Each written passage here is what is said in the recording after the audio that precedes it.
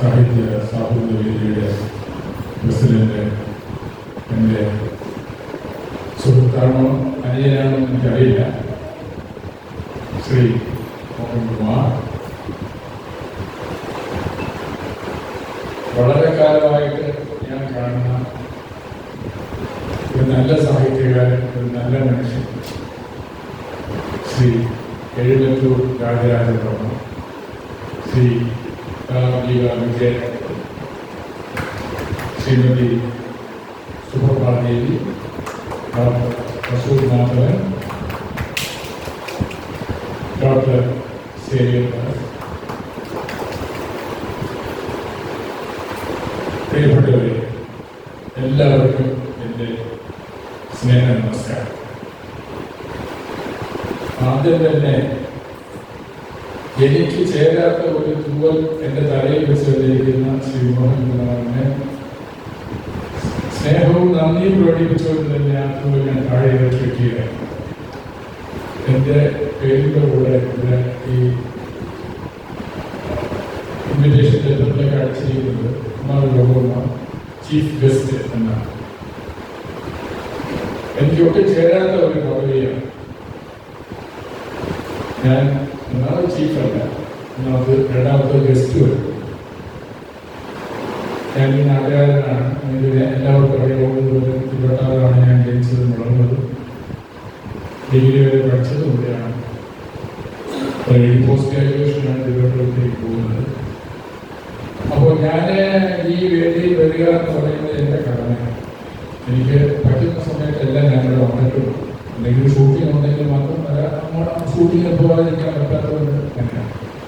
അപ്പോൾ അതുകൊണ്ട് ഞാനൊരു ചീഫ് ഗസ്റ്റാണെന്ന് പറയുന്നത് പച്ചക്കളവും ശുദ്ധ അസംബന്ധവും. ഈ ശുദ്ധ അസംബന്ധം എന്ന് പറയാനൊന്നും കഴിയില്ല. അശുദ്ധ അസംബന്ധം എൻ്റെ ശരിക്കും പറയുന്നത് അത് നമ്മുടെ ഭാഷാ പ്രയോഗത്തിലുള്ള പ്രശ്നമാണ്. ശുദ്ധ അസംബന്ധം നമ്മൾ അഴിച്ചു പൊളിക്കുന്നതൊക്കെ അഴിച്ചു പൊളിക്കുക എന്ന് പറഞ്ഞാൽ ഇല്ലാതാക്കുക എന്നുള്ളതാണ്. പക്ഷെ നമ്മൾ ഉദ്ദേശിക്കുന്നത്, നമ്മൾ പറയുന്നത് അങ്ങനെയല്ല. നന്നാകുന്നതിനെയാണ് അടിച്ചുപൊളിക്കുന്നത്. അടിച്ചുപൊളിച്ചു, കലക്കി എന്ന് പറഞ്ഞാൽ വൃത്തികളാക്കിയതാണ് അർത്ഥം. പക്ഷെ നമ്മൾ പറയുന്നത് ഉദ്ദേശിക്കുന്ന അർത്ഥം അതല്ല, നന്നാക്കി എന്നാണ്. അപ്പൊ അതുപോലെ ശുദ്ധ അസംബന്ധം എന്ന് പറയുന്നത് ഈ എഴുത്തുകാർ കൂടുതലുള്ളതുകൊണ്ടാണ് ഞാൻ പറയുന്നത്. ശുദ്ധ അസംബന്ധം എന്ന് പറയുന്നത് ശുദ്ധമാണോ അശുദ്ധമാണോ. ഞാൻ എന്നോട് ഈ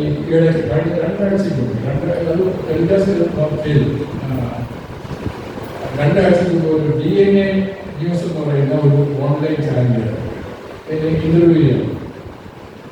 അപ്പോൾ ഇവിടെ എന്നോട് ചോദിച്ചു, നിങ്ങൾ തമിഴ്നാട്ടിലല്ലേ ജനിച്ചത് വളർന്നതും?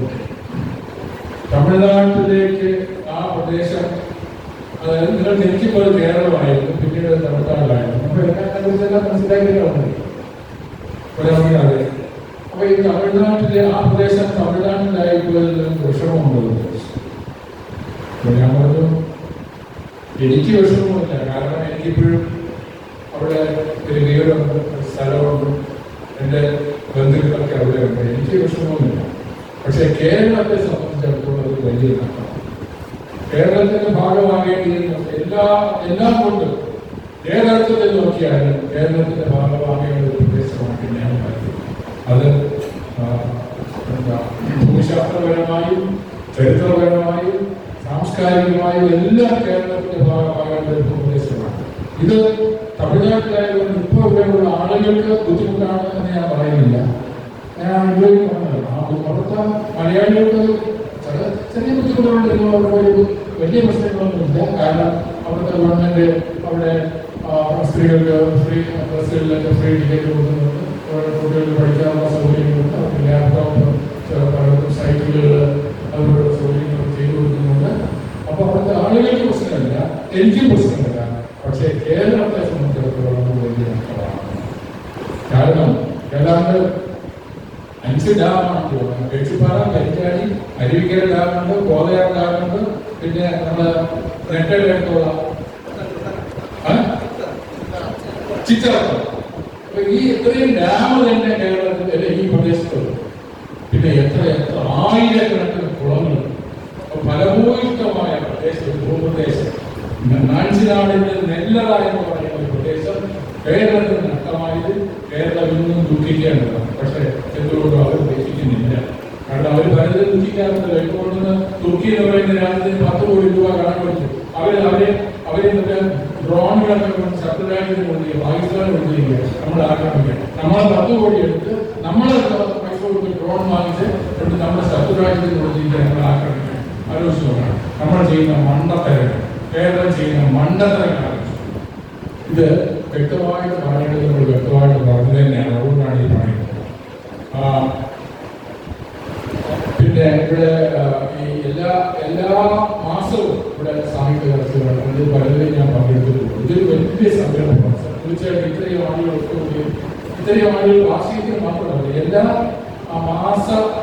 പ്രതിമാസ പരിപാടിക്കും ഇത്രയും ആളുകൾ ഇവിടെ കൂടാറുണ്ട്.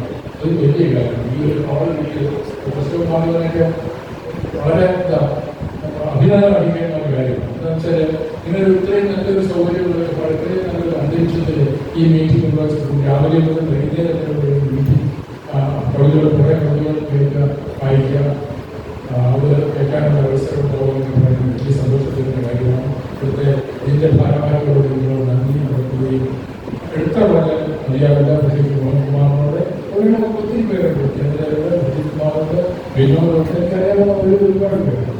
അപ്പോൾ അവരോടെല്ലാവരും നന്ദിയുണ്ട്. ഇനിയും ഒരുപാട് പേര് അതിനെയും സൃഷ്ടിയിലൂടെ നമുക്ക് കേൾക്കാനും ആസ്വദിക്കാനുമുണ്ട്. അപ്പോൾ അതിനെ ഒരു വിലക്ക് തരികയാവാതെ ഞാൻ സ്വയം കൈമാറുകയാണ്. എല്ലാവർക്കും നല്ലത് വേണ്ടി ആശംസിച്ചുകൊണ്ട് ഞാൻ എൻ്റെ വാക്കുകൾ ഉപസംഹരിക്കുന്നു. നന്ദി, നമസ്കാരം.